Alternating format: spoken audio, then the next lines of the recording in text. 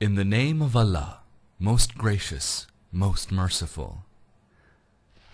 By the steeds that run with panting breath, and strike sparks of fire, and push home the charge in the morning, and raise that dust in clouds the while, and penetrate forthwith into the midst of the foe, en masse.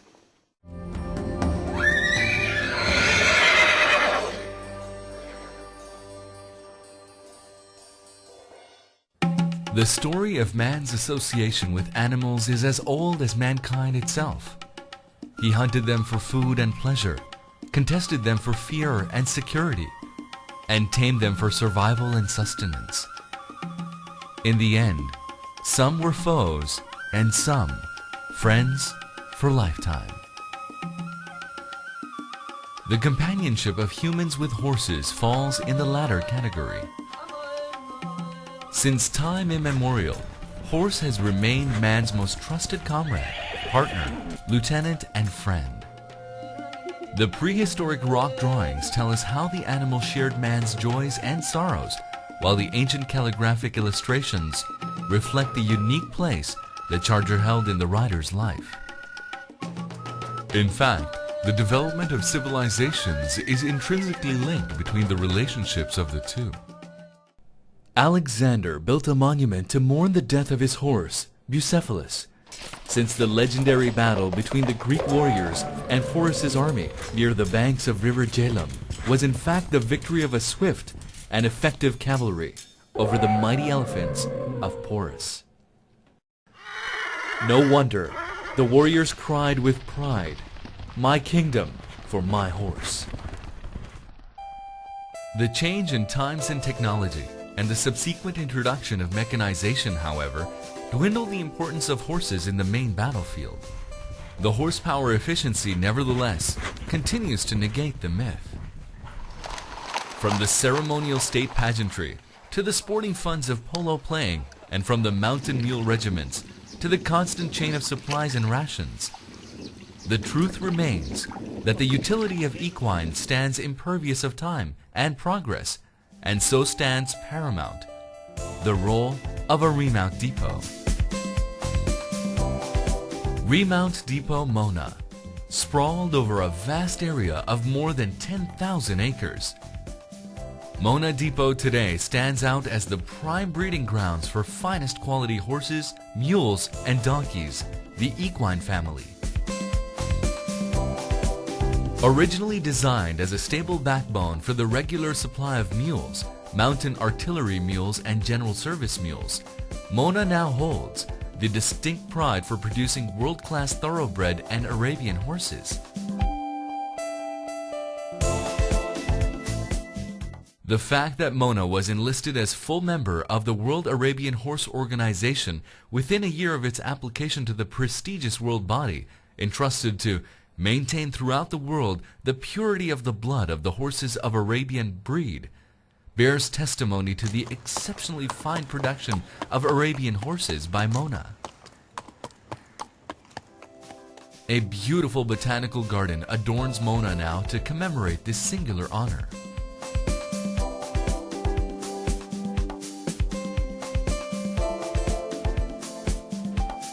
The topography of the depot speaks volumes of the exceptional planning and designing of the depot.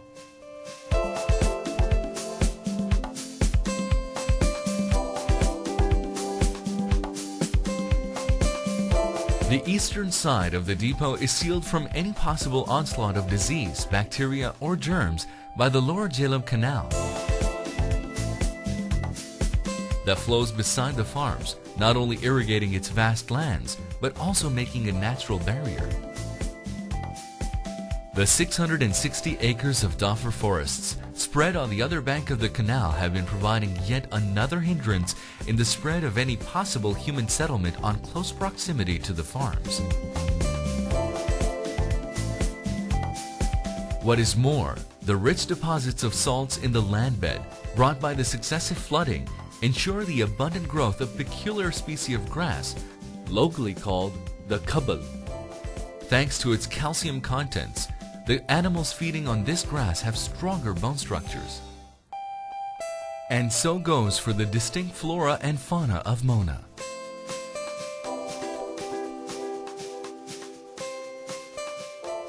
It is ardently believed that Mother Nature guides, nurtures, and effectively runs the farms. The use of any pesticide is prohibited in the farms. Instead, natural methods are employed, such as the use of neem extract as pesticide.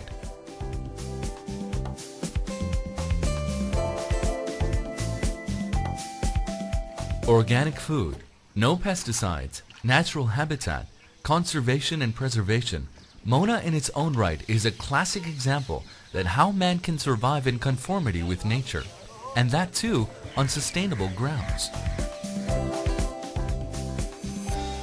The studs are well maintained and properly looked after.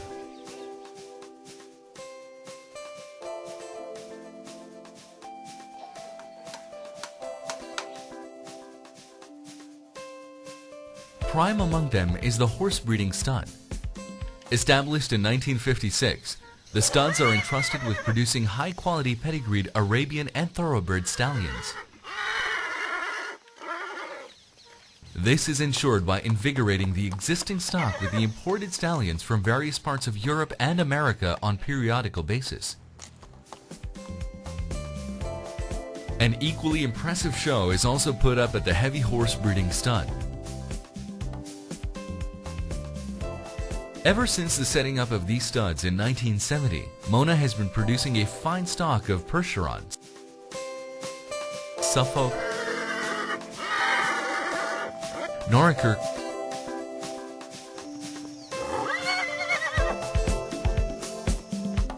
Cleveland and Hanoverian breeds,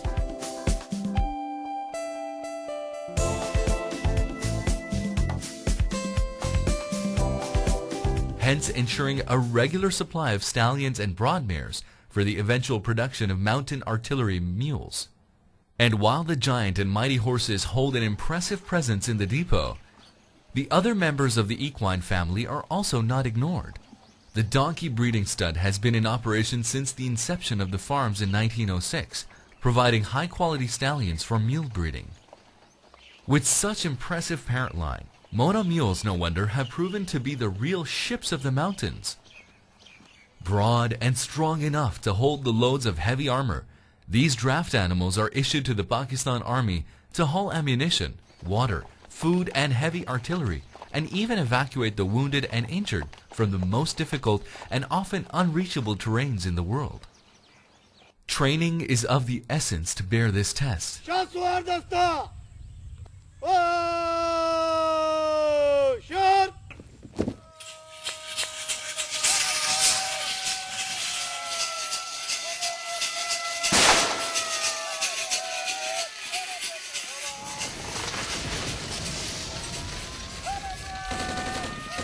Mule training at Mona is thus of no less importance. As the skilled trainers of the depot tame the animals to perform the arduous tasks, the animals take their own time in learning the art.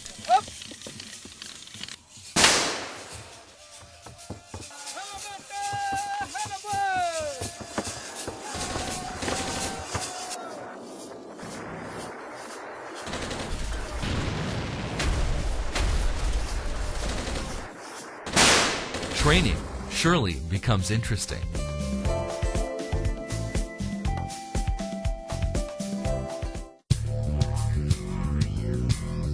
As animals are disciplined to obey orders, they often tend to be naughty. Seemingly not contented with the dinner served, this mule sneaked down to the stables in search of more food and was caught red-handed, the thief mule.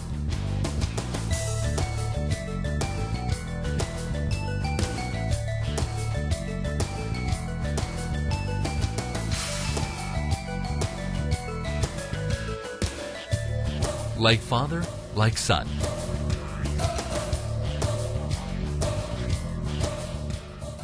The Army Equitation School at Mona has been training officers and junior rank personnel not only from Pakistan but also from friendly countries like Saudi Arabia, UAE, Bangladesh, Jordan, Malaysia, Sri Lanka, and Nepal in different equestrian sports like polo, show jumping, and riding. The training methodology of horses an equally tested regimen that has proven its worth over the years.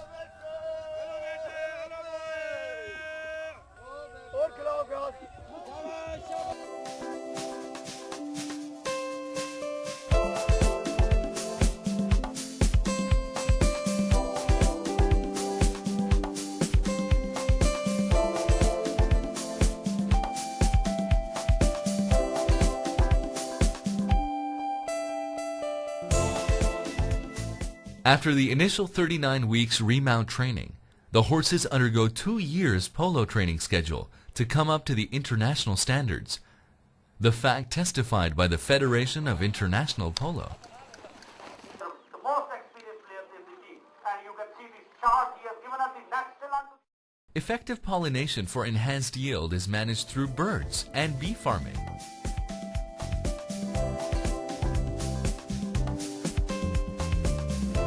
Even fruit bats. Communal harmony is Mona's hallmark. While the predominant Muslim population celebrates its festivals with great fervor, so do the Hindus and the Christian Comrades.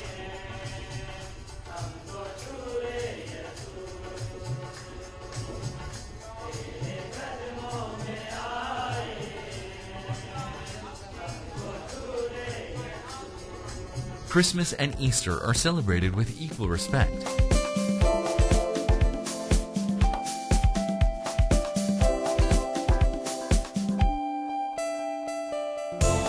At the same time, Holi and Diwali bring lots of color and lights to the depot.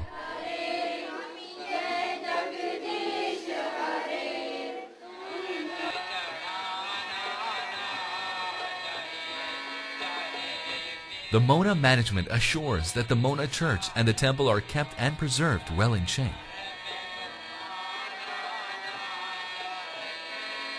Harmony is Mona's heritage, and heritage is preserved religiously. As no automotives are freely allowed within the Mona vicinity, officer tum-tum, passenger cart, and the regal commandant's coach adorn the streets of the Remount Depot. On display are the historic coaches used on various occasions by the nation's founding father, the Quaid-e-Azam Muhammad Ali Jinnah, and Queen Elizabeth II of Great Britain. The Harness Museum at the stables has on display the rear whips, brass coach lamps, neck collars, and leather pads dating back to the British Raj and earliest 20th century. While 2 in hand and 4 in hand and 6 in hand are Mona's regular features, the depot holds the worldwide distinction of maintaining and effectively managing the regal 8-in-hand coach.